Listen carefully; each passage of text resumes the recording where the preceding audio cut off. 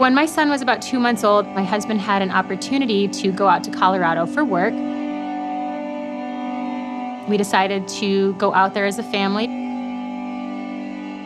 And the next day, Colten was just not himself. We were shocked when the doctor said, we're going to have to admit him. He had RSV, which is a respiratory disease. It has been fatal for kids. The thought of losing him after just getting to know him for 2 months was really scary. Every time that we thought we were going home, he would relapse. So I needed to move the flight again and again and again. Ended up needing to call Delta 3 separate times. Finally, it got to the point where Chris had to get back to the farm for work. I had to get back to the farm. There wasn't anybody that could cover for me anymore, and Janica had to stay with Colten, so we had to call and get separate tickets. It was a very scary situation for us. Good afternoon. Thank you for calling Delta Airlines. There's some calls that you relive in your mind over and over again. You want to know the end result. Unfortunately, we don't. A woman by the name of Ann took the call. We just needed someone to be nice to us, and Ann was that and so much more. This infant ended up in the hospital. That could be my niece. That could be my nephew.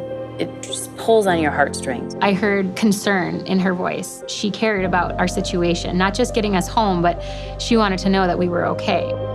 She was asking about Colten, how old is he? What are the doctors saying? She probably would have came out there and helped us if she could. And she went above and beyond to get us home. It took some workaround. It took some creative thinking. It took some assistance from a supervisor.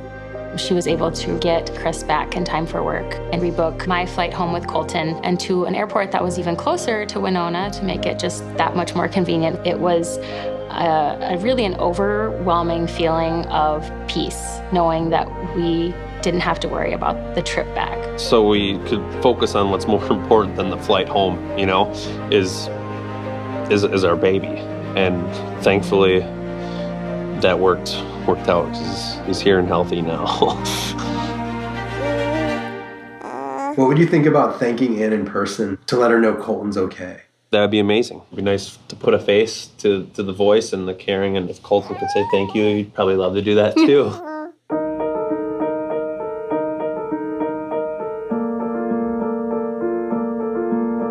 I would love to know how that baby's doing, because I've thought about it a lot over the months.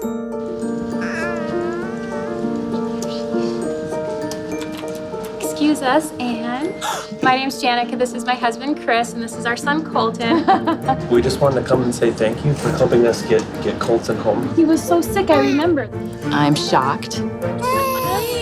You go home thinking about these stories, these calls, and just the feeling of seeing him and touching him and knowing that he's okay. My heart was just throbbing. And we just wanted to give you a little thank you from the farm. Wow. Thank you so much.